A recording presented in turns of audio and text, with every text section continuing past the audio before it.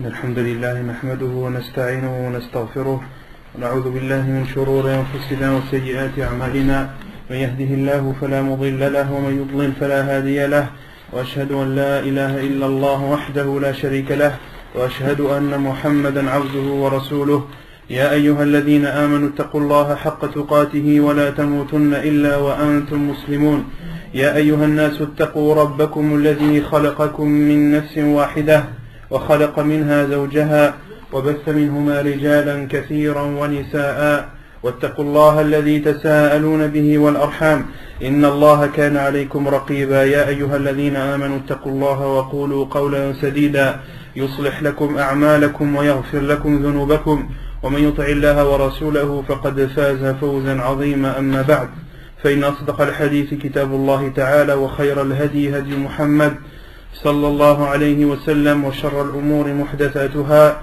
وكل محدثة بدعة وكل بدعة ضلالة وكل ضلالة في النار وبعد. Donc, toujours dans l'explication et la lecture du livre Al-Wajiz fi fiqh sunnati wal kitab al-aziz du Cheikh Abdul Azim Ibn Badawi al-Khilafi. La semaine dernière, on avait parlé de l'essuyage sur al-khuffayn, ou bien sur les chaussettes, ou sur les chaussures, ou bien sandales. On avait parlé des conditions qu'il fallait faire pour pouvoir essuyer sur ses chaussettes pendant les ablutions. Quelle est la première condition qu'on avait citée? Non. Avoir les pieds purs, c'est-à-dire qui ont été lavés, voilà. C'est-à-dire, parce que je peux laver mes pieds sans faire les ablutions.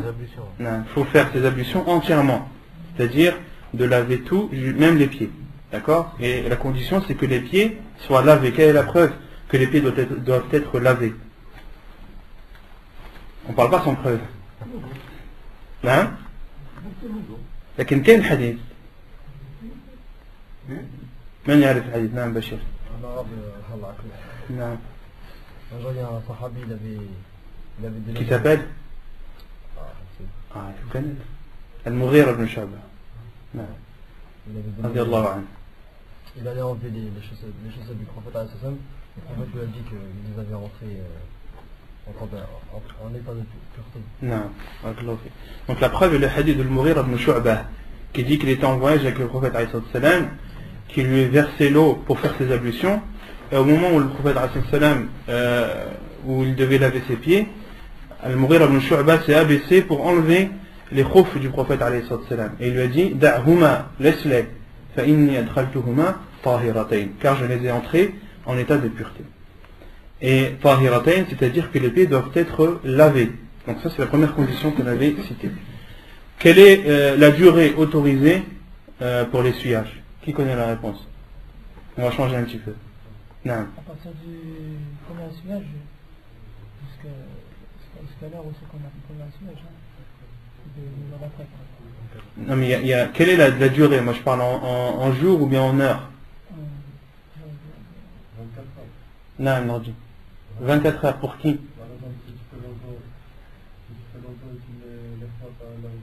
Ouais. Non, c'est pas ça. Là tu viens de dire que lorsqu'on met les chaussettes à l'heure de Dhuhr, on a le droit d'essuyer dessus jusqu'au Dhuhr du lendemain, c'est ça? Non, on a dit que c'était pas ça. Déjà quelle est la durée? Avant de dire à partir de quand commence la durée, quelle est la durée? Non. 3 jours pour le voyageur et 1 jour pour le muqim. 3 jours pour le voyageur et 1 jour pour le muqim, pour celui qui est résident. Mais les jours et les nuits, pour le... Voilà, il faut préciser. Le prophète a précisé. Donc c'est 1 jour et 1 nuit, et 3 jours pour 1 jour et 1 nuit pour celui qui est résident, celui qui n'est pas en voyage, et 3 jours et 3 nuits pour celui qui est voyageur. Donc ça c'est la durée instaurée par le prophète alayhi salam. À partir de quand est-ce qu'on commence à comptabiliser la durée? Non. À partir du premier essuyage. À partir du premier essuyage. Nordine. À partir du moment où tu as essuyé pour la première fois. Si tu as mis tes chaussettes après avoir fait tes ablutions, tu as mis tes chaussettes, tu as pris le Dhuhr par exemple, et que tu n'as essuyé la première fois qu'avant l'Asr, les ablutions que tu as fait avant l'Asr, tu as essuyé pour la première fois. C'est à partir de ce moment-là que tu commences à décompter. Donc, autrement dit, tu auras le droit d'essuyer si tu es résident jusqu'au Asr du lendemain. D'accord? La durée, elle ne commence pas au moment où on a mis les chaussettes, mais au moment où on a essuyé pour la première fois. Vous compris? Non.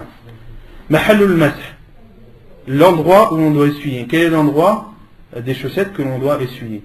Arfal. Quelle est la preuve? Donc tu dis au-dessus, quelle est la preuve? Non. La parole de Ali radiallahu anhu qui est? Si le din ça serait à partir de l'Aql, Non. on aurait essuyé les chaussettes en bas du pied. Non. La parole de Ali radiallahu anhu qui dit لو كان الدين بالعقل لو كان الدين بالعقل أو بالرأي لكان المسح على أسفل الخفين أولى من المسح على ظاهرها. Donc Ali radiallahu anhu a dit, si la religion c'était uniquement de la raison, du raisonnement, il aurait été raisonnable, plus raisonnable d'essuyer en dessous des khouf que au-dessus. Or, il a dit, Ra'aytu an-nabiy sallallahu alayhi wa sallam, j'ai vu le prophète sallallahu alayhi wa sallam essuyer sur le dessus de ses khouf. Donc, l'endroit que l'on doit essuyer des khouf est le dessus. Est-il autorisé d'essuyer sur les chaussures et les sandales? Non. La preuve? Non. La preuve est que le prophète sallam a fait ses ablutions et a essuyé sur al-jawrabayn. On a dit al-jawrabayn c'est? Tout ce qui est en coton, en laine ou similaire. Non. Donc c'est tout ce qui est en coton, en laine ou similaire. Ou al-na'layn. Et al-na'layn c'est quoi? Ce sont les sandales. Quelle est la définition de na'layn en arabe? Là, le hadith du prophète sallam, c'est le hadith de Al-Mughira ibn Shu'ba aussi, hadith rapporté par At-Tirmidhi, authentifié par Cheikh Al-Albani, qui dit أن النبي صلى الله عليه وسلم توضأ ومسح على الجوربين والنعلين. النعلين, on dit que c'était des sandales, mais quelle est la définition des sandales? Non. Tout ce qui est en cuir et qui ne couvre pas les chevilles. Tout ce qui est en cuir et qui ne couvre pas les chevilles. C'est la définition d'une sandale. Tout ce qui est en cuir ou similaire et qui ne couvre pas les chevilles. Et les savants ont fait l'analogie entre les sandales et les chaussures. Qu'est-ce qui annule l'essuyage? Quelles sont les trois choses qui annulent le fait d'essuyer sur les chaussettes ou autres? La durée du temps dépassée. La durée du temps. Lorsque la durée autorisée est dépassée, cela annule automatiquement l'essuyage. La personne n'a plus le droit d'essuyer sur ses chaussettes. Mais est-ce que cela annule les ablutions? Cela annule les ablutions? Non. Cela n'annule pas les ablutions. Quelle est la deuxième chose qui annule l'essuyage? Al-janaba, l'état de grande impureté. L'état de grande impureté annule également l'essuyage. Et la troisième chose? Non? Quand tu les enlèves. Lorsque tu enlèves les chaussettes, cela annule l'essuyage. Est-ce que ça annule les ablutions? Quelle est la preuve? Qui connaît la preuve? Non.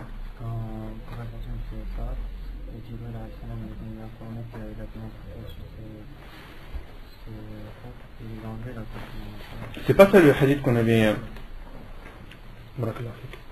C'est pas ça le hadith qu'on avait cité. Quelle est la preuve que lorsqu'on enlève les chaussettes ou les chaussures ou autres après avoir essuyé dessus, quelle est la preuve qu'en les enlevant, ça annule uniquement le fait d'essuyer et non les ablutions?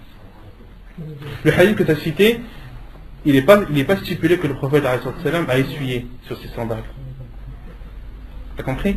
Dans le hadith où il y avait une impureté dans ses sandales, Jibril est venu l'informer, il n'y a aucune preuve dans ce hadith que le prophète a essuyé sur ses sandales. Or là, ce que je demande, c'est quelle est la preuve qu'une personne, après avoir essuyé sur ses chaussettes ou chaussures ou autres, les enlève, que cela annule l'essuyage, mais n'annule pas les ablutions. On a cité la preuve la semaine dernière. Non. Non, dis. Non. Voilà, c'est la preuve, et ce compagnon c'est Ali radiallahu anhu. Donc la preuve c'est que Ali radiallahu anhu a fait ses ablutions en dehors de la mosquée, a essuyé sur ses sandales, et ensuite avant d'entrer à la mosquée il a enlevé naza'a na'alayn thumma salla. Il a enlevé ses sandales et ensuite est rentré dans la mosquée et a prié sans refaire ses ablutions. Ali radiallahu anhu a fait ses ablutions en dehors de la mosquée. D'accord? Il a essuyé sur ses sandales. Et ensuite, avant d'entrer dans la mosquée, il a enlevé ses sandales et a prié. C'est pas un délit pour dire que tu peux pas. Quand le prophète, quand il a enlevé ses Ouais, ça c'est la preuve que lorsque tu les enlèves, ça n'annule pas les ablutions. Voilà. Voilà. Et après, la preuve que tu ne dois pas essuyer dessus, c'est quoi la preuve? C'est que quand tu les as essuyés une fois dessus, tu enlèves et que tu remets. Est-ce que tu les as remis après les avoir lavés ou après les avoir essuyés? Après les avoir lavés ou après les avoir essuyés? Après les avoir essuyés. Or, on a dit que la condition pour pouvoir essuyer sur les chaussettes, c'est de les avoir mises une fois que les pieds aient été lavés. Taïb, une personne qui fait ses ablutions entièrement, met ses chaussettes et met des chaussures par-dessus. D'accord? Avant la prochaine prière, il fait ses ablutions, essuie sur ses chaussures. D'accord. Avant la prière, il enlève ses chaussures et prie avec ses chaussettes. Il garde ses chaussettes. Il remet ensuite ses chaussures. Il a fini sa prière, il remet ses chaussures. La prière suivante, il fait ses ablutions. Est-ce qu'il a le droit d'essuyer sur ses chaussures? Non. Non? Quelle est la preuve? Parce qu'il les a enlevés. Bah, il les a pas lavés. Non, parce qu'il a enlevé ses chaussures et les a remises. Mais lorsqu'il les a remises, d'accord, il ne les a pas remises une fois ses pieds lavés, mais une fois ses pieds essuyés. D'accord? Donc il enlève, là on est toujours à la deuxième prière. Il a enlevé ses chaussures. Il les a remises, d'accord? Il veut refaire ses ablutions. Il ne peut pas essuyer sur ses chaussures. Il enlève ses chaussures. Est-ce qu'il a le droit d'essuyer sur ses chaussettes? Non. Il a le droit ou pas? Non. Pourquoi? Parce qu'il les a rentrés, il a rentré ses chaussettes. Parce qu'à la base, ses chaussettes, il les a mises après avoir lavé ses pieds.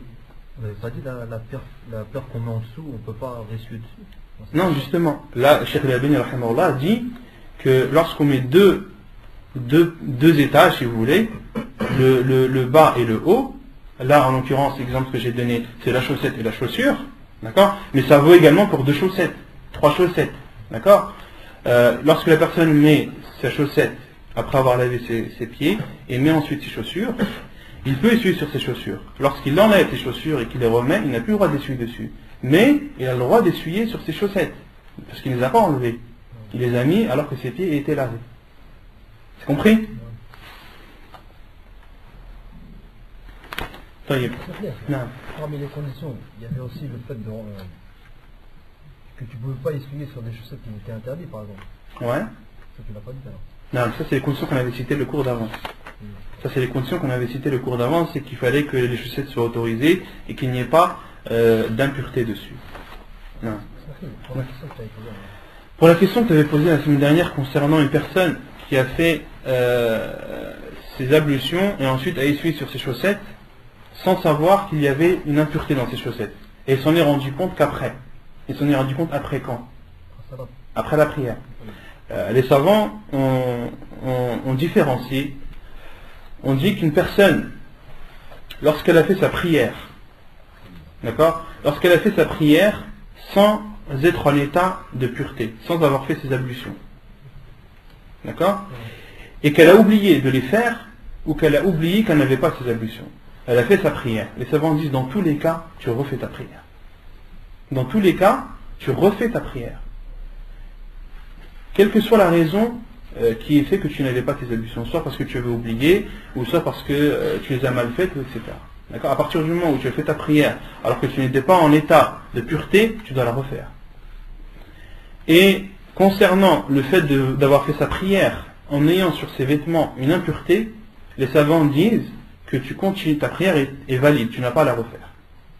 Et justement, ils utilisent le hadith où le prophète a été informé par Jibril qu'il avait une impureté.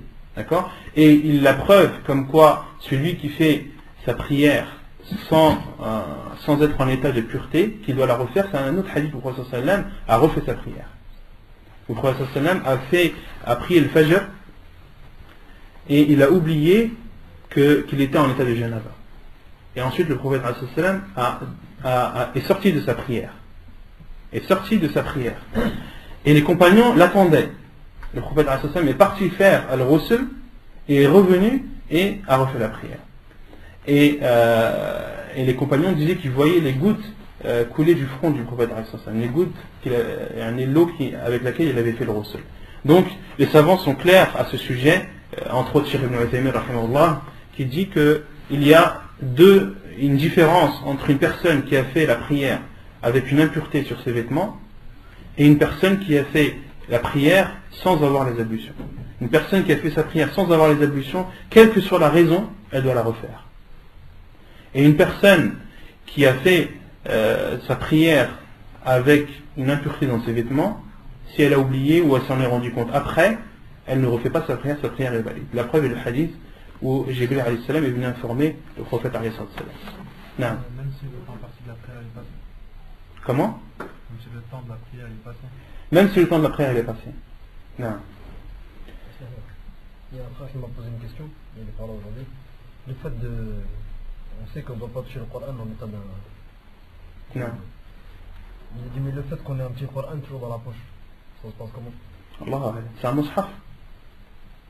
En même temps, il y a une différence Entre eux? Maintenant, j'ai un petit Coran, il n'y a pas tout le Coran dans, il y a par exemple juste Amma. Allahu alam, je ne sais pas. Est-ce que tu veux dire que le mushaf il n'est pas entier? Tu veux dire que le mushaf il n'est pas entier? Non. Allahu alam, akhi. Allahu alam. طيب يقول المؤلف باب الغسل. Donc là, on rentre dans le grand lavage. موجباته. أولا خروج المني في اليقظة أو في النوم لقوله صلى الله عليه وسلم إنما الماء من الماء. حديث صحيح رواه مسلم وأبو داود. وعن أم سلمة أن أم سليم قالت يا رسول الله إن الله لا يستحي من الحق فهل على المرأة غسل إذا احتلمت؟ قال نعم إذا رأت الماء. وفي رواية فغطت أم سلمة تعني وجهها وقالت يا رسول الله أو تحتلم المرأة؟ قال نعم فبما يشبهها ولدها رواه البخاري. Donc le grand lavage, la première partie est les choses qui rendent le grand lavage obligatoire. Quelles sont les choses qui rendent le grand lavage obligatoire? Le cheikh dit, premièrement, c'est la sortie du sperme, que ce soit en état d'éveil ou en état de sommeil. La preuve est le hadith du prophète alayhi salam qui dit Innamal ma'u min al-ma'. L'eau intervient après l'eau. L'eau intervient après l'eau. Innamal ma'u min al-ma' ay innamal ghuslu bil ma'i min al-mani. Et ici le prophète alayhi salam a dit Innamal ma'u min al-ma'. L'eau intervient après l'eau. D'accord? Et les savants ont dit que l'eau, la première eau que le prophète sallam a citée, c'est al-mani. Innamal ma'u min al-ma. Plutôt, innamal ma'u. Non. Donc la première c'est l'eau, et la deuxième eau qu'a cité le prophète sallam, c'est le sperme. Quelle est la preuve que le sperme peut être appelé eau? Il y a un verset dans le Coran qui prouve, qu'il connaît. فلينظر الإنسان مما خلق من ماء دافق. Allah subhanahu wa ta'ala dit فلينظر الإنسان, que l'être humain regarde de quoi il est créé. فلينظر الإنسان مما خلق من ماء دافق. Il a été créé d'une eau dafiq, d'une eau éjaculée. Il a été créé d'une eau éjaculée. Donc la preuve dans le Coran que al-mani peut être appelé eau également. Donc que le sperme peut être appelé eau. Donc cela prouve que la sortie du sperme oblige à al-ghusl. Car le prophète sallam a dit l'eau intervient après l'eau. Donc le lavage doit être fait, al-ghusl doit être fait après la sortie du sperme. Et l'autre preuve est le hadith de Salama qui dit que Sulaym radiyallahu anha a dit ô envoyé d'Allah, Allah n'a pas honte de la vérité. Est-ce que la femme doit se laver lorsqu'elle a fait un rêve érotique, et le prophète alayhi salam lui a répondu Na'am idha ra'atil ma. Oui, elle doit se laver lorsqu'elle a vu l'eau. Elle doit se laver lorsqu'elle a vu l'eau. Donc ça c'est la version de Muslim, rahimahullah. Il y a une autre version de Al-Bukhari qui donne plus d'explications, où il est cité dans le hadith que Salama, donc la femme du prophète sallam, a caché son visage. فغطت سلمة تعني وجهها وقالت يا رسول الله, et elle a dit ô envoyé d'Allah, est-ce que les femmes font des rêves érotiques et de l'eau sortent d'elles? Yani, est-ce que les femmes elles ont aussi du sperme? Et le prophète sallam lui a répondu Na'am fabima yushbihuha waladuha. Oui, et d'où vient la ressemblance de l'enfant à sa mère? Oui, d'où vient la ressemblance de l'enfant à sa mère? Donc le prophète sallam a bien précisé que la femme, lorsqu'elle voit de l'eau, lorsqu'elle voit une substance liquide après avoir fait un rêve érotique, elle doit faire al-ghusl. D'accord? Elle doit faire al-ghusl. Et dans une autre version, le prophète sallam lui a dit wa min ayna ash-shabah. Et d'où vient la ressemblance alors? Si la femme n'avait pas d'eau, elle aussi, d'où viendrait la ressemblance de l'enfant à sa mère? Non. Dans ce hadith, les savants ont déduit beaucoup de choses. Je vais vous citer ce que Cheikh Ibn Uthaymin, rahimahullah, a déduit de ce hadith dans son explication audio, peut-être que bientôt ça va être en livre, de Sahih al-Bukhari. يقول الشيخ ابن عثيمين رحمه الله في شرحه للبخاري لصحيح البخاري فيه إثبات صفة الحياء لأن الله لا يستحي من الحق إذا يستحي من غيره. La première chose que l'on déduit de ce hadith, c'est qu'Allah subhanahu wa ta'ala a l'attribut de la pudeur. Allah subhanahu wa ta'ala a l'attribut de la pudeur. Car dans le hadith, il a été dit qu'Allah subhanahu wa ta'ala n'a pas honte de la vérité. Et Cheikh Ibn Uthaymin dit donc il a honte d'autre que la vérité. Si Allah subhanahu wa ta'ala n'a pas honte de la vérité, donc il a honte d'autre que la vérité. وهناك أحاديث تثبت أو تثبت صفة الحياء كقوله عليه السلام إن الله حي كريم يستحيي من عبده إذا رفع يديه أن يردهما خائبتين. Et un autre hadith du prophète alayhi salam qui atteste l'attribut de la pudeur à Allah subhanahu wa ta'ala et la parole du prophète alayhi salam lorsqu'il dit Allah est pudique et saint, il a honte de son serviteur lorsqu'il invoque et lève ses mains de ne pas lui répondre. Allah subhanahu wa ta'ala a honte de ne pas répondre à son serviteur qui l'invoque en levant ses mains. ثم يقول الشيخ رحمه الله هل الحياء كمال لأن الله لا يوصف إلا بالكمال. Donc là, Cheikh rahimahullah pose une question, est-ce que la pudeur, le fait d'avoir honte, est-ce que c'est une caractéristique noble ou non? Car Allah subhanahu wa ta'ala ne peut être, ses attributs sont tous nobles et sont tous parfaits. Donc est-ce que la pudeur et la honte fait partie des caractères nobles et parfaits?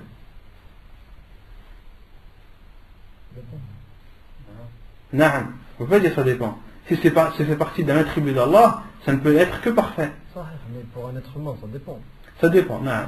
Mais quelle est la preuve que al-haya, que la pudeur, c'est une chose noble et que c'est une chose parfaite? Naam. Al-iman, al-haya'u, shu'batu min al-iman. Wal-imanu kamal, comme a dit Cheikh Ibn Uthaymin. Naam, al-haya'u sifatu kamal. لقوله صلى الله عليه وسلم الحياء من الإيمان. Donc Cheikh rahimahullah dit oui, al-haya, la pudeur, c'est un attribut parfait. Car le prophète a dit la pudeur fait partie de la foi et la foi est parfaite. وقوله عليه السلام إذا لم تستحي فاصنع ما شئت. Et quelle est la preuve aussi que al-haya, la pudeur, est un caractère noble? C'est le hadith du prophète qui dit lorsque tu n'as pas honte, fais ce que tu veux. Lorsque tu n'as pas honte, fais ce que tu veux. Et les savants ont donné deux explications à ce hadith. Est-ce que quelqu'un d'entre vous les connaît? La première explication, alors le prophète a dit إِذَا لَمْ تَسْتَحِي فَاصْنَعْ مَا شِئْتَ. Si tu n'as pas honte, fais ce que tu veux. Yani, si tu n'es pas doté de pudeur, si tu n'as pas honte des gens et d'Allah, alors fais ce que tu veux. Yani, autorise-toi ce que tu veux. Et il y a l'autre sens que les savants ont compris aussi. إِذَا لَمْ تَسْتَحِي فَاصْنَعْ مَا شِئْتَ. Si tu n'as pas honte de ce que tu fais, alors fais ce que tu veux. Yani, si ce que tu fais sont des choses bien, que quand tu les fais, tu n'as pas honte de les faire, autrement dit, ce sont des choses bien, alors fais ce que tu veux. Vous avez compris les deux sens? Non. هل عدم السؤال في أمور الدين من الحياء؟ لا بل هو من ضعف الشخصية. Donc ensuite, Cheikh Rahimahullah pose la question, est-ce que d'avoir honte, est-ce que le fait de ne pas demander au sujet de la religion fait partie de la honte, de la pudeur? Et Cheikh Rahimahullah dit non. Cela ne fait pas partie de la pudeur, cela fait partie d'un manque de personnalité. Cela est un manque ou une faiblesse de personnalité. Donc là, al-hayy que tu as dit, tout à l'heure, une personne qui a honte de demander, là, ça rentre plus dans le cadre de la honte. Ça rentre plus dans le cadre de la honte. Car, Cheikh Rahimahullah dit, le fait de ne pas demander ça, c'est une faiblesse de personnalité. La personne, elle est faible. Donc c'est plus un faible qu'un caractère noble. بل هو من ضعف الشخصية يجوز التوسط أن يسأل بواسطة الشخص. Donc là, ce qui est déduit de ce hadith, c'est qu'il est autorisé de demander à une personne, de demander à quelqu'un d'autre, de ne pas demander directement. Car dans le hadith, c'est Salama radiallahu anha, plutôt Salama radiallahu anha, qui a demandé à la place de Sulaym. Elle a demandé, et ça on le comprend dans la riwaya de Bukhari, elle a demandé au prophète sallam, est-ce que la femme, elle aussi, a des rêves érotiques et a une eau qui sort d'elle. Donc là c'est Salama radiallahu anha qui a posé la question. Or la première question qu'il a posée, Sulaym radiallahu anha. Et quelle est l'autre preuve qu'il est autorisé de demander à quelqu'un, de demander à une autre personne? Il y a un autre hadith qu'on avait vu. Non. Ali. نعم أحسن حديث علي كي كنت رجلا مزاء فاستحييت أن أسأل رسول الله صلى الله عليه وسلم فأمرت المقداد من الأسود. Donc Ali radiallahu anhu était le gendre du prophète sallallahu alayhi wa sallam. Il était marié avec sa fille et Ali radiallahu anhu était une personne qui avait beaucoup de mazi. Quel est le mazi? Quelle est la définition du mazi? C'est le liquide qui sort quand tu as une envie. Non, c'est le liquide qui sort de l'homme ou de la femme lorsqu'il a une envie. Non. Et Ali radiallahu anhu était une personne qui sécrétait beaucoup de mazi. Et il avait honte de demander au prophète sallallahu alayhi wa sallam que faire après avoir sécrété du mazi. Donc il a dit, j'ai ordonné j'ai demandé à Al-Miqdad ibn al-Aswad radiallahu anhu de demander au prophète sallallahu alayhi wa sallam. ومن الفوائد أيضا أن الاحتلام بلا إنزال لا يجب الغسل ولو أحس الإنسان باللذة ولكن لم يخرج شيء. Et parmi les choses que l'on déduit de ce hadith, c'est que lorsqu'une personne a fait un rêve érotique sans avoir sécrété de liquide, sans avoir retrouvé du liquide, il ne lui est pas obligatoire de faire al-ghusl, même s'il a ressenti un plaisir, sans toutefois qu'un liquide ne soit sorti, sans que al-mani ne soit sorti. Quelle est la preuve? La preuve est la parole du prophète Na'am idha ra'at al-ma. Le prophète a dit oui, tu dois faire tes ablutions, tu dois faire ton ghusl lorsque tu as vu l'eau. Donc la condition c'est de voir l'eau. Une personne qui a fait un rêve érotique sans voir de traces en se réveillant, il ne doit pas faire son ghusl. ومن الفوائد أنه يجب الغسل إذا رأى الماء أي المني تيقن أنه أثر الجنابة وإن لم يذكر احتلاما. Et l'inverse, s'il voit le liquide en se réveillant, il doit faire al-ghusl, il doit faire le grand lavage, même s'il ne se rappelle pas avoir fait un rêve érotique. Donc là, al-ibra, comme le dit Cheikh rahimahullah, c'est dans la constatation du liquide au réveil. Vous avez compris? Vous suivez ou pas? Oui. Et à propos des rêves érotiques, est-ce que c'est un bien ou un mal? Allah, la chèque, il n'y a pas doute que c'est un mal.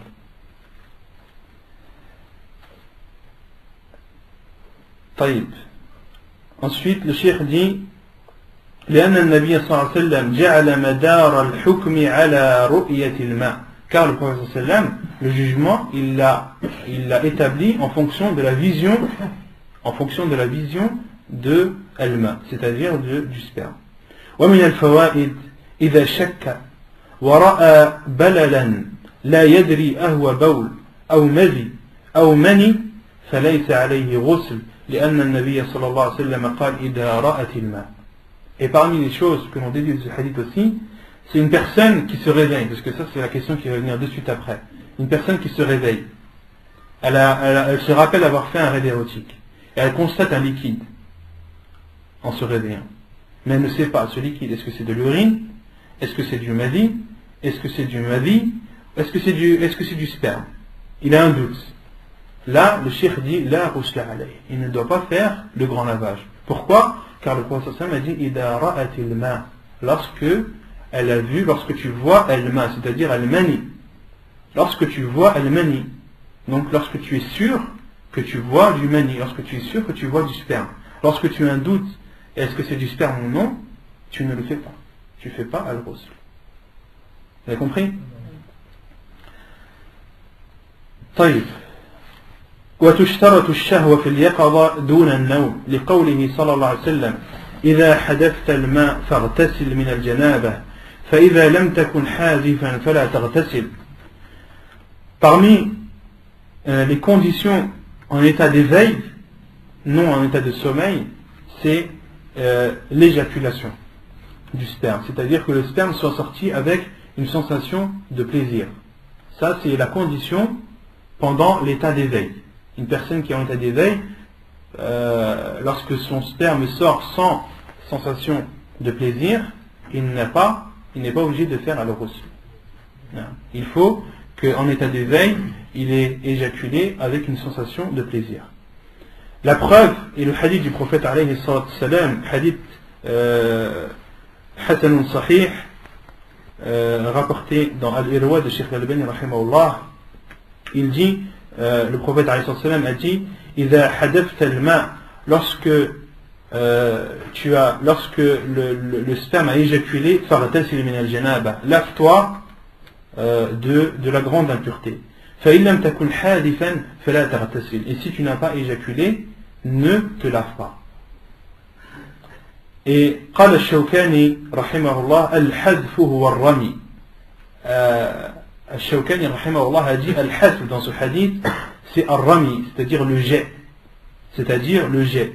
وهو لا يكون بهذه الصفة إلا لشهوة. Et le jet n'a lieu qu'avec une sensation de plaisir. Et le jet n'a lieu qu'avec une sensation de plaisir. ولهذا قال المصنف وفيه تنبيه على أن ما يخرج لغير شهوة إما لمرض أو أبردة لا يوجب الغسل. أبردة أي ما يخرج من البرد لا يوجب الغسل. Donc Al-Shawkani rahimahullah a dit dans son livre Nail al-Awtar, Nail al-Awtar, on avait déjà parlé de ce livre, vous vous rappelez pas? Nail al-Awtar, on avait dit que c'était le sharh de Muntaqa al-Akhbar.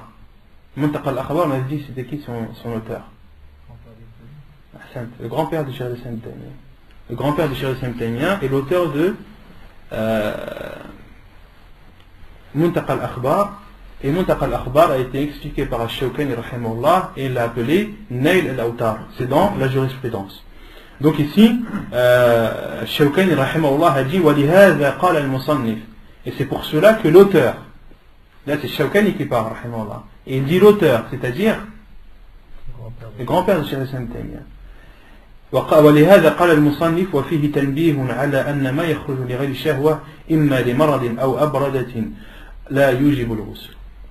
Et c'est pour cela que l'auteur a dit, et il y a une insinuation sur le fait que ce qui sort le sperme qui sort sans sensation de plaisir, soit par maladie, ou soit par froid. Des personnes qui sont malades et leur sperme sort lorsqu'il y a un froid, lorsqu'il fait très froid dehors. La yujibul ghusl, n'oblige pas le grand lavage. Donc le sperme, lorsqu'il sort par maladie ou par froid, ou lorsqu'il sort sans sensation de plaisir, il n'oblige pas le grand lavage. C'est compris? ومن احتلم ولم يجد الماء فلا غسل عليه ومن وجد الماء ولم يذكر احتلاما فعليه الغسل. Donc le cheikh dit, et celui qui a fait un rêve érotique sans retrouver de traces de sperme après, au réveil, il ne doit pas se laver. فلا غسل عليه. Et celui qui trouve des traces de sperme mais ne se rappelle pas avoir fait un rêve érotique, فعليه الغسل, il doit faire le grand lavage. La preuve est du hadith de Aïcha radiallahu anha qui a dit عن عائشة قالت سئل رسول الله صلى الله عليه وسلم عن الرجل يجد البلل أي يجد الماء أي المني ولا يذكر احتلاما فقال يغتسل وعن الرجل يرى أنه قد احتلم ولا يجد البلل فقال لا غسل عليه. حديث صحيح رواه أبو داود والترمذي. La preuve, non. Il contredit la parole de Salaf. Parce que le prophète il a dit, si tu le vois mais tu ne te rappelles pas avoir... une personne qui ne se rappelle pas avoir fait le rêve, qui ne se rappelle pas avoir eu le shahwa, comment est-ce que tu peux, en sachant que les ulama ils disent que si par exemple il y a du sperme qui sort sans shahwa, ça fait pas, tu ne remplis pas le rousse. Justement, les savants ont dit, ça c'est le fait, la condition que le sperme doit sortir avec plaisir, c'est uniquement en état d'éveil, pas en état de sommeil. Pas en état de sommeil. Pourquoi pas en état de sommeil? Parce qu'en état de sommeil, le prophète a dit Na'am idha ra'atil ma. Le prophète a dit oui, lorsque Sayyam radiallahu anha lui a demandé est-ce que la femme doit faire ses ablutions après, doit faire le ghusl après avoir fait un rêve érotique? Le prophète qu'est-ce qu'il lui a répondu? Oui, si elle voit l'eau. Oui, si elle voit l'eau. Donc ça c'est uniquement en état d'éveil. Et donc là, le cheikh dit celui qui fait un rêve érotique ne trouve pas de traces. Il ne doit pas faire ces grandes ablutions. Par contre, celui qui trouve de l'eau, la trace du sperme, sans se rappeler d'un rêve érotique, il doit faire. La preuve est le hadith de Aïcha radhiyallahu anha qui a dit, le prophète alayhi salam a été questionné sur un homme qui trouve al-balal, c'est-à-dire le liquide, c'est-à-dire al-mani, et il ne se rappelle pas le rêve érotique. Le prophète a dit Yartasil, faqala yartasil, il fait son grand lavage. Et il a été questionné sur un homme qui sait qu'il a fait un rêve érotique, mais n'a pas trouvé de traces, n'a pas trouvé de liquide. Le prophète a dit faqala la ghusla alayhi, il n'a pas de grand lavage à faire. La ghusla alayhi. Hadith authentique rapporté par Abu Daoud et Tirmidhi.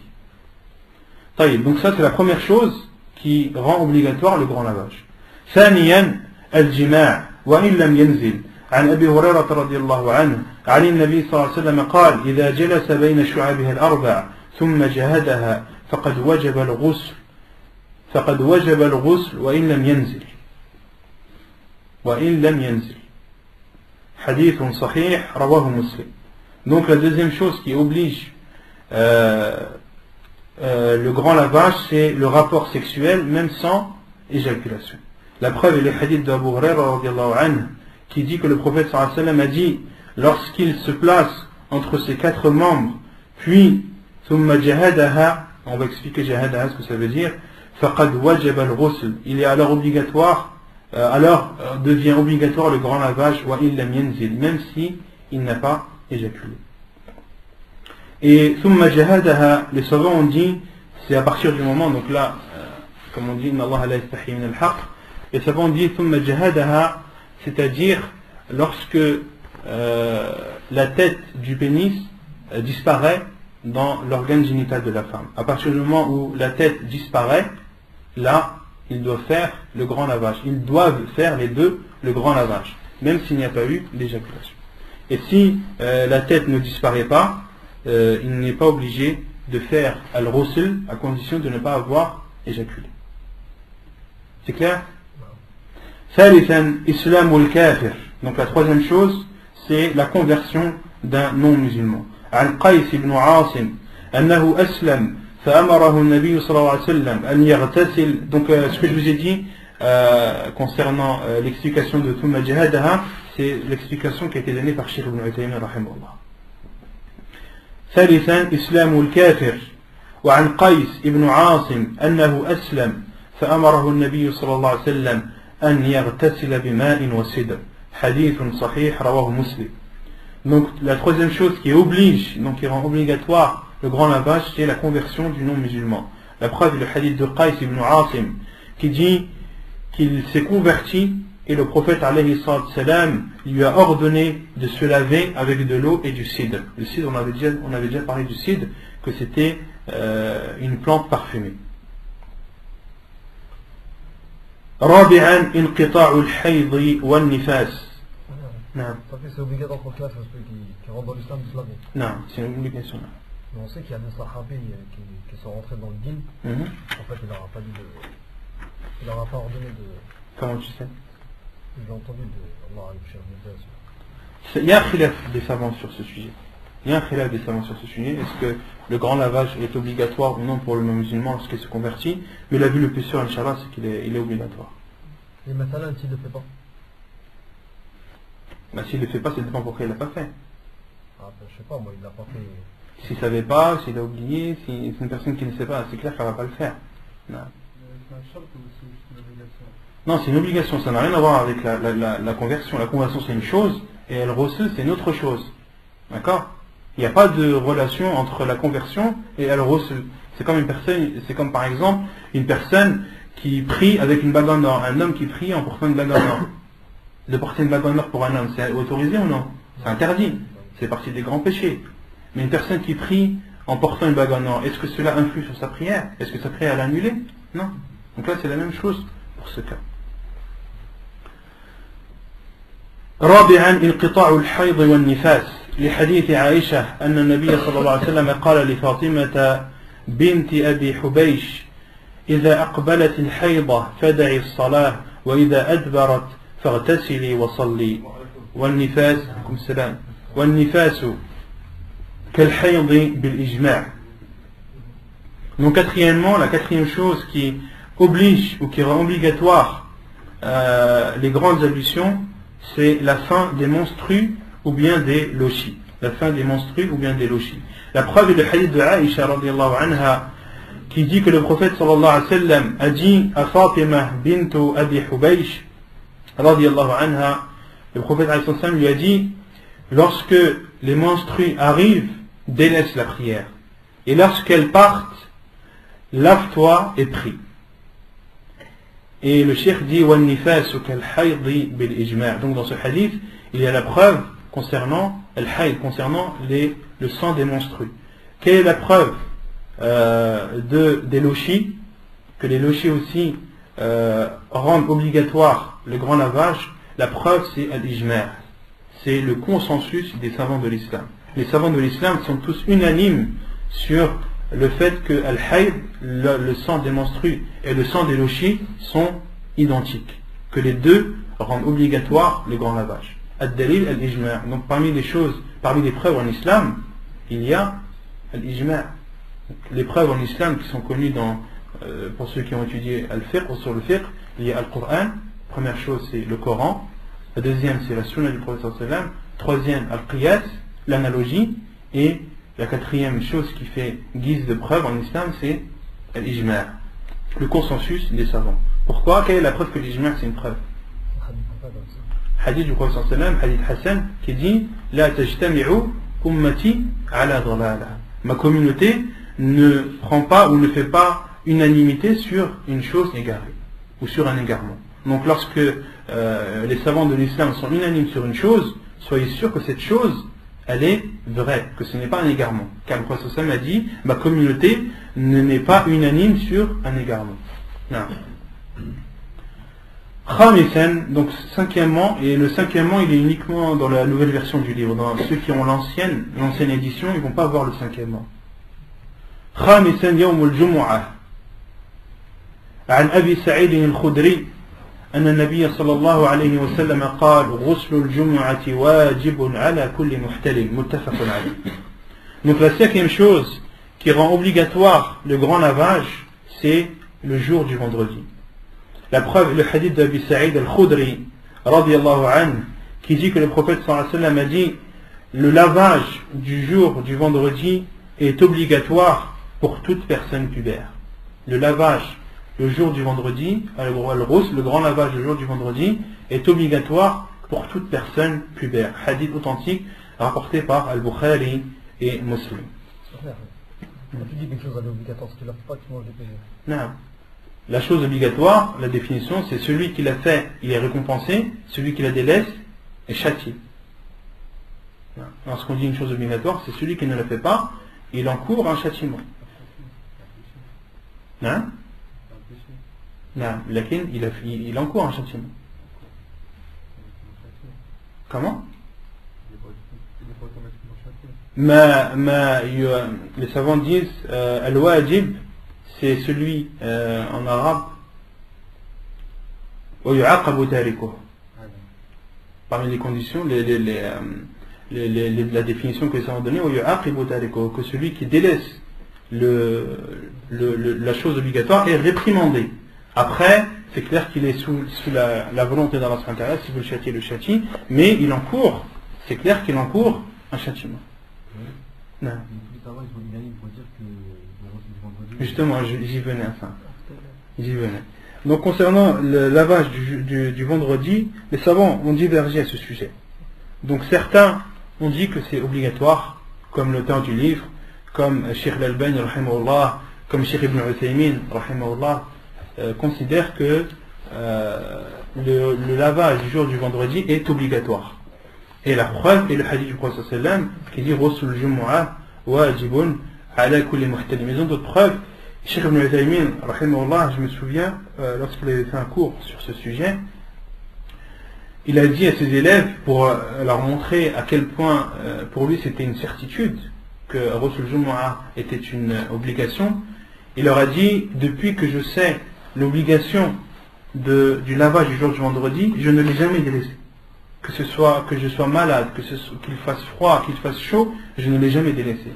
Et Cheikh Rahimahullah leur a dit, je vous dis ça, non pas pour me vanter, non, mais pour vous montrer à quel point, pour moi, c'est une certitude. Et la plupart des savants, jumhurul ulama ala al-istihbab, la plupart des savants disent que le ghusl du Jumu'ah, le lavage le jour du vendredi, est préférable. La preuve est le hadith de Samura radiyallahu anhu, où le prophète sallallahu alayhi wa sallam a dit لحديث سمرة بن جندب أن النبي صلى الله عليه وسلم قال من توضأ يوم الجمعة فبها ونعمت ومن اغتسل فالغسل أفضل. Donc la preuve est le hadith de Samura radiyallahu anhu, où le prophète sallallahu alayhi wa sallam a dit celui qui fait les ablutions le jour du vendredi, tant mieux, c'est une bonne chose. فبها ونعمت ومن اغتسل فالغسل أفضل. Et celui qui fait le grand lavage est meilleur. Et celui qui fait le grand lavage est meilleur. Donc là, il y a trois avis, si vous voulez, des savants. Certains savants disent que c'est obligatoire. D'autres savants, et qui sont la plupart, la majorité, disent que c'est préférable. Et d'autres savants disent qu'il y a une précision. Et parmi eux, Cheikh al-Islam ibn Taymiyyah, rahimahullah, et son élève, Ibn al-Qayyim, rahimahullah. Donc eux, ils disent qu'il y a une différence entre une personne qui est sale, qui dégage des odeurs, celle-ci, le lavage du jour du vendredi est obligatoire pour elle. Par contre, lorsqu'elle est propre, qu'elle ne dégage pas d'odeur, qu'elle n'a pas besoin de se laver, le lavage est préférable. Donc ça, c'est l'avis de Cheikh al-Islam ibn Taymiyyah et de son élève Ibn al-Qayyim, rahimahullah. Non. Il se lance en rassemblant les deux hadiths. Quand je vous avais dit la dernière fois, de rassembler deux hadiths est meilleur que de faire prévaloir un hadith sur un autre. Donc, ils ont, Cheikh al-Islam ibn Taymiyyah a essayé de trouver un terrain d'entente entre les deux hadiths. Ouais. Et ceux qui C'est mustahab. فهذا واجب من المحتاج.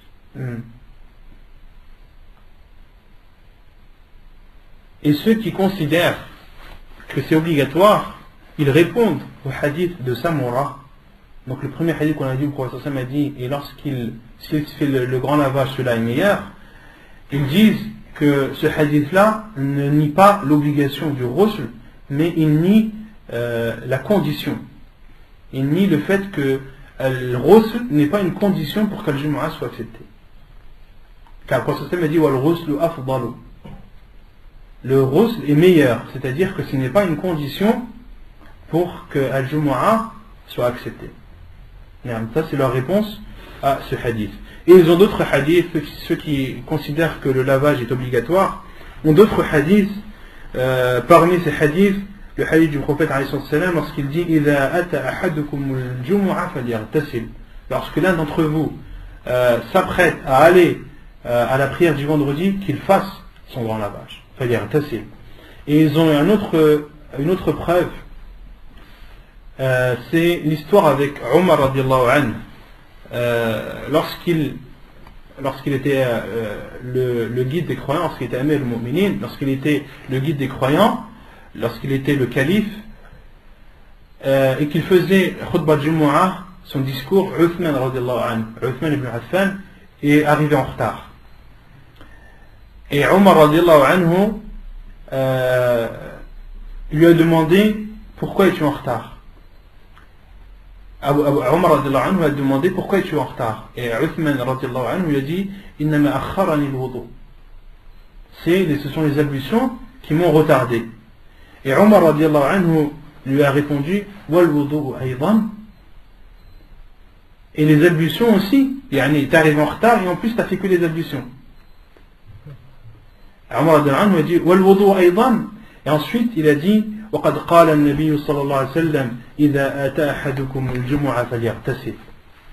Donc Omar radiallahu anhu ensuite lui a dit, et les ablutions aussi, j'ai entendu le prophète alayhi salam dire, celui qui s'apprête à aller à la prière du vendredi, qu'il fasse son grand lavage. Donc ça ce sont les preuves des savants qui considèrent le lavage du vendredi comme étant obligatoire. Non. C'est quoi les savants sur le fait que, par exemple, t'as des frères qui travaillent avant Salat Soub. Ils ont pas le temps, ils arrivent pile pour Salat Jumu'ah. Les savants ont divergé sur le moment. Sur le moment, à partir de quel moment il est autorisé de faire le ghusl. Et la plupart des savants disent que le ghusl doit être fait après le fajr. Le début, à partir du moment où la personne doit faire le ghusl, c'est après le fajr jusqu'à la prière. Jusqu'à la prière. Pourquoi? Car les savants disent le but de se laver, c'est pour le Jumu'ah. C'est pour la prière. C'est pour ça que nous a ordonné parce que dans le hadith, lorsque l'un d'entre vous s'apprête à aller faire la prière du vendredi, qu'il fasse le lavage. Donc les savants ont dit le but, la hikmah, la sagesse du lavage, c'est d'aller à la mosquée, de prier la prière du vendredi en étant propre, en étant pur. Et si la prière est terminée, il n'y a plus de hikmah, il n'y a plus de raison de faire al-ghusl le jour du vendredi. Non. واجب هو بعد غسل الجنابة واجب غسل الجمعة. هنا خلاف بين العلماء فمنهم من اعتقد أن غسل الجمعة واجب. Donc là le frère demande celui qui le vendredi est en état de grande impureté, de janaba. D'accord? Est-ce qu'il doit faire al-ghusl, est-ce qu'il doit faire le lavage de la janaba, de la grande impureté, et le lavage du vendredi, ou bien est-ce qu'il peut faire les deux en même temps, les deux lavages en un? Qui connaît la réponse? Non. Il passe sur le hadith du prophète Non. Et pour chaque acte d'adoration, c'est à l'intention. Non. Donc le frère a dit, Cheikh al-Albani rahimahullah, ça c'est vrai, dit que il doit faire deux ghusl. Le premier, il doit faire deux lavages, le premier pour la janaba, pour le grand état d'impureté, et le second pour Al-Jumu'ah. Mais pourquoi Cheikh Al-Albani a-t-il dit ça? Parce que Cheikh Rahimahullah considère que le ghusl est obligatoire. Il y a une règle dans Usul Fiqh qui dit Al-wajib la yughni an al-wajib. Il est autorisé, si vous voulez, une chose obligatoire ne peut pas compenser une chose obligatoire.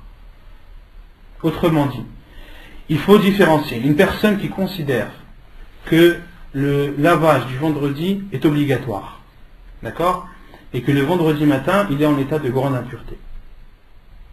Il doit faire le grand lavage pour enlever son grand état d'impureté, et il doit refaire un autre lavage pour le jour du vendredi, pour la prière du vendredi.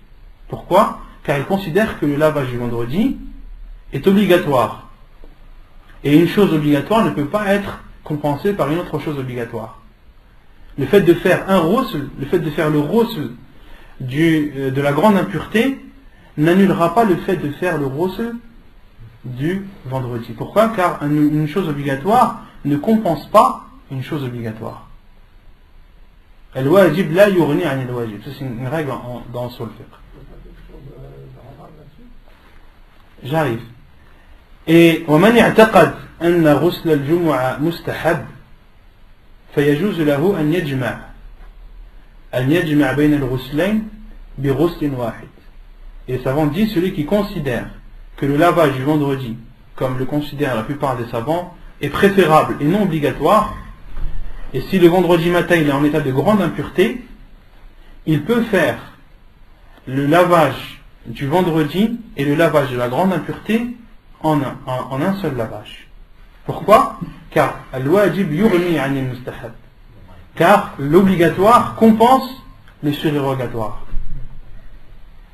Et les savants ont dit, et lorsque une personne fait un acte avec deux intentions différentes, il a pour le premier acte la récompense de la niya et la récompense de l'acte. D'accord? Concernant le deuxième, il n'aura que la récompense de l'intention et non la récompense de l'acte, parce qu'il ne l'a pas fait. Vous avez compris?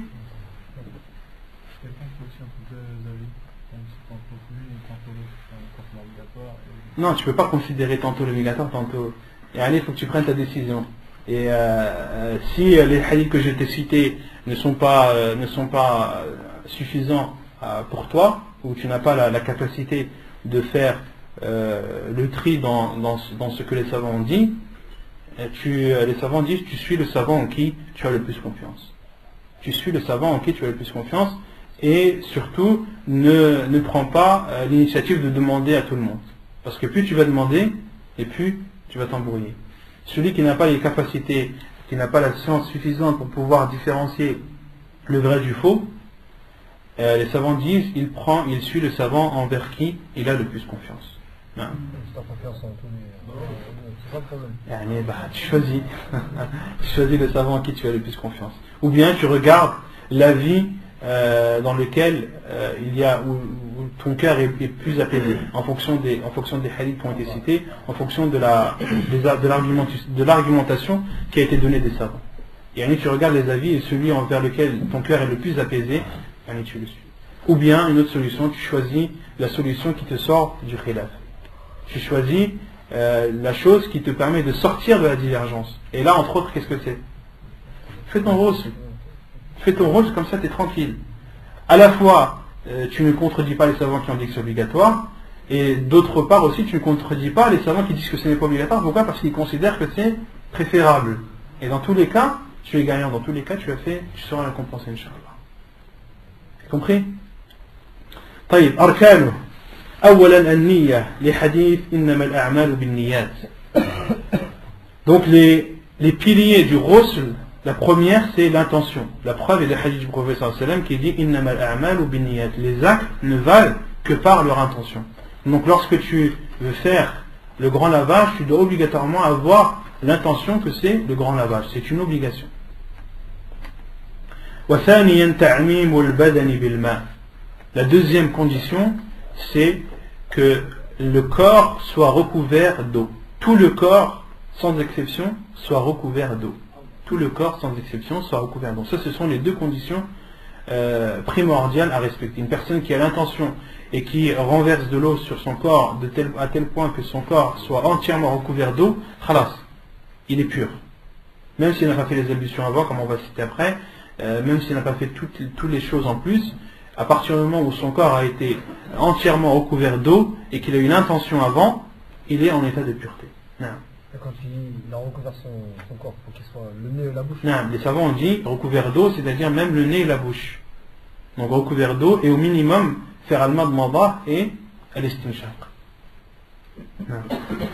صفته المستحبة عن عائشة رضي الله عنها قالت كان النبي صلى الله عليه وسلم كان رسول الله صلى الله عليه وسلم إذا اغتسل من الجنابة يبدأ فيغسل يديه ثم يفرغ بيمينه على شماله فيغسل فرجه ثم يتوضأ وضوءه للصلاة ثم يأخذ الماء فيدخل أصابعه في أصول الشعر حتى إذا رأى أن قد استبرأ حفن على رأسه 3 حفنات ثم أفاض على سائر جسده ثم غسل رجليه حديث صحيح رواه البخاري ومسلم ومتفق عليه.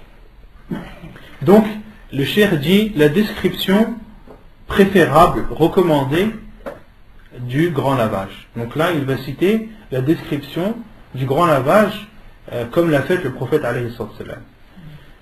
Selon Aïcha radiallahu anha, elle a dit, le prophète sallallahu alayhi wa sallam, lorsqu'il se lavait de la grande impureté, il commençait par laver ses mains. Donc celui qui veut faire le grand lavage comme le prophète sallallahu alayhi wa sallam, il commence par laver ses mains. Ensuite, il prend de l'eau avec sa main droite, ensuite, il prenait de l'eau avec sa main droite, la versait sur sa main gauche et lavait son organe génital. Donc, première chose, laver les mains, ensuite laver l'organe génital avec la main gauche, ensuite il faisait ses ablutions comme pour la prière.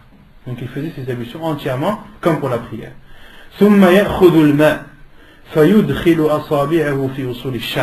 Ensuite, il prenait de l'eau, la versait sur sa tête, sur ses cheveux et essuyait. Il massait, il frictionnait jusqu'à la base des cheveux, jusqu'à la racine des cheveux. Et Cheikh Ibn Uthaymin dit que le prophète avait des longs cheveux. Et il ne les rasait que lorsqu'il était au pèlerinage, lorsqu'il faisait le hajj ou bien la umrah. Jusqu'à ce qu'il, donc Aïcha a dit, jusqu'à ce que le prophète considérait que l'eau avait bien atteint la racine des cheveux. إذا رأى أن قد استبرأ أي وصل البلل أي الماء إلى جميع رأسه حفن على رأسه 3 حفنات. Ensuite le prophète sallallahu alayhi wa sallam prenait 3 poignées d'eau avec les 2 mains collées. Al-hafna en arabe c'est les 2 mains collées. Le prophète sallallahu alayhi wa sallam prenait 3 poignées d'eau avec les 2 mains jointes et les versait sur sa tête. Donc il prenait une fois, il versait, 2 fois, il versait, et la 3e fois. Donc avant, il avait frictionné, et ensuite, il arrose avec ses 3 poignées d'eau ses cheveux. Ensuite, le prophète renversait de l'eau sur l'ensemble de son corps. Ensuite, il lavait ses pieds. Concernant le lavage des pieds dans ce hadith, les savants ont expliqué par M. Cheikh Ibn Uthaymin, rahimahullah, il dit qu'à l'époque du prophète, il n'y avait pas de salle de bain comme nous. Lorsqu'ils faisaient le grand lavage, le sol c'était de la terre, c'était du sable. Donc lorsqu'ils versaient de l'eau, leurs pieds étaient sales. C'est pour cela que dans ce hadith, le prophète Aïcha a dit ensuite le prophète lavait ses pieds. Pourquoi? Car ils étaient recouverts de boue et de poussière. Vous avez compris la description? Et les choses que l'on retient de ce hadith, la première, c'est de l'autorisation de laver les pieds après le ghusl. Cheikh Ibn Uthaymin rahimahullah dit selon le besoin. Lorsque la personne a besoin de laver ses pieds après le ghusl, il lui est autorisé. Non. Sinon, il peut le faire pendant les ablutions. toute façon, il le fait pendant les ablutions. Aïcha radhiyallahu anha a dit, puis le prophète sallam faisait ses ablutions comme pour la prière. Donc, autrement dit, il lavait ses pieds. Ensuite, parmi les choses que l'on retient de ce hadith, c'est que l'organe génital doit être lavé avec la main gauche. Car le prophète sallam a pris de l'eau avec sa main droite, l'a versé sur la main gauche et ensuite a lavé son organe génital. Et parmi les choses que l'on retient de ce hadith, qu'il n'est pas obligatoire, que ce n'est pas une condition de frotter, de masser le corps, d'essuyer le corps avec sa main. Car dans le hadith, le prophète sallam a renversé de l'eau uniquement. Il n'a pas passé sa main partout. Car il y en a qui vont vous dire, dans le reçu, tu dois absolument passer ta main partout. Vous en avez qui passent la main derrière le dos, ouais mais je ne peux pas passer ma main derrière tout mon dos, comment est-ce que je fais? Le prophète sallam il a versé de l'eau. Pourquoi est-ce que tu veux essuyer? Pourquoi est-ce que tu veux essuyer? Et subhanallah, des personnes qui délaissent la prière à cause de choses comme celle-ci. Des choses qui considèrent que c'est une obligation, ils n'arrivent pas à la faire, ils la délaissent. Des personnes qui délaissent la prière parce qu'elles sont à l'école et qu'elles ont honte d'enlever leurs chaussettes et de laver leurs pieds. Le prophète sallam nous a autorisé d'essuyer sur les chaussettes. Pourquoi tu te compliques la vie? Je peux pas, je fais plus la prière parce que c'est trop la galère, le reçu. Je peux pas, ma main, elle atteint pas toutes les parties de mon corps. Donc mon reçu, il n'est pas accepté, donc ça sert à rien que je fasse la prière. Et le prophète sallam, il a versé de l'eau. Il n'a pas essuyé. Dans le hadith, il n'a pas essuyé. Le prophète sallam, ثم أفاض على سائر جسده. أخذ الماء وأفاض على سائر جسده. فائدة لا يجب على المرأة نقض شعرها في الغسل من الجنابة ويلزمها ذلك في الغسل من الحيض. Donc une faïda que le cheikh rapporte, il dit il n'est pas obligatoire pour la femme de défaire ses nattes lors du grand lavage suite à un rapport ou autre. Mais par contre, il lui est obligatoire de défaire ses nattes lorsqu'elle fait le lavage dès l'interruption des menstrues.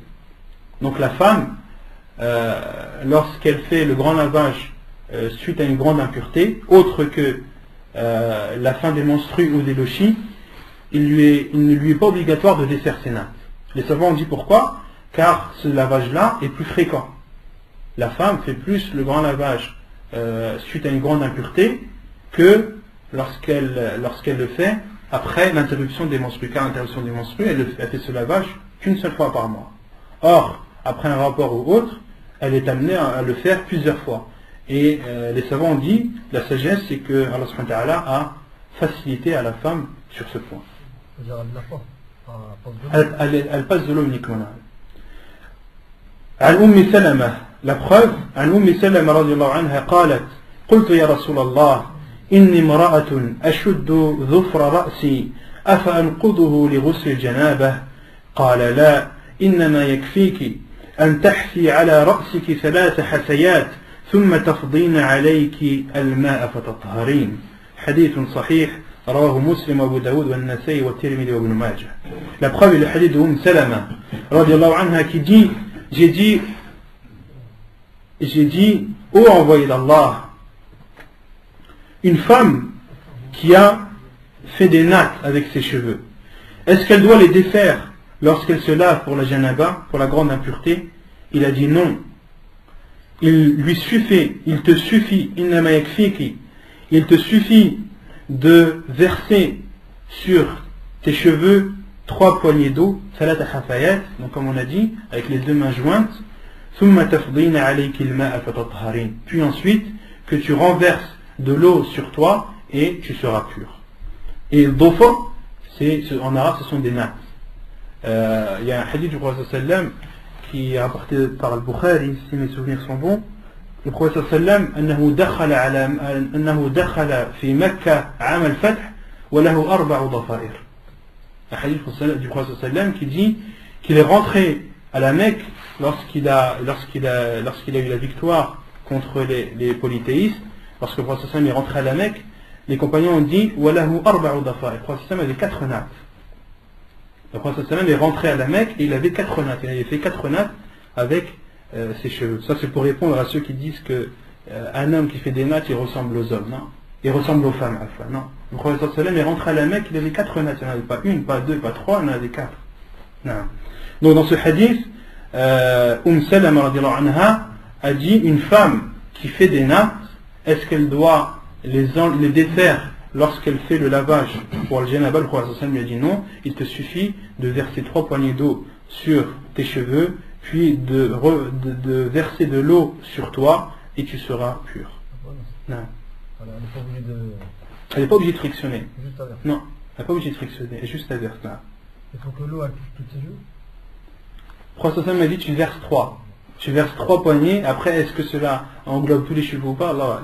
Mais le prophète m'a dit innama yakfiki, il te suffit de verser 3 poignées. Donc la femme elle a plus que le hadith du prophète, mais Inch'Allah elle n'aura rien à se reprocher. On a fait bihad al-qadr. Donc Inch'Allah les cours prendront le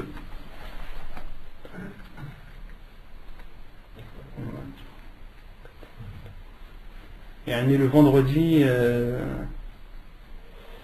après le 13. Non? Les horaires, ouais, pareil, Inch'Allah, entre le Maghrib et l'Isha.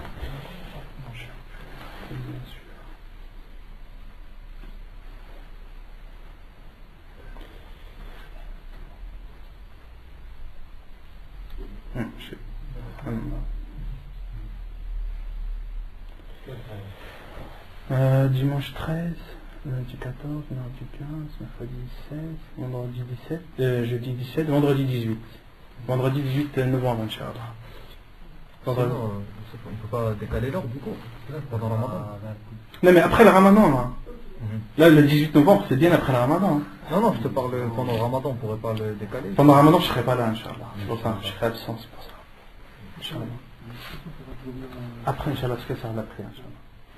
نكتفي بهذا القدر صلى الله وسلم وبارك على نبينا محمد وعلى آله وصحبه أجمعين وآخر دعوانا الحمد لله رب العالمين.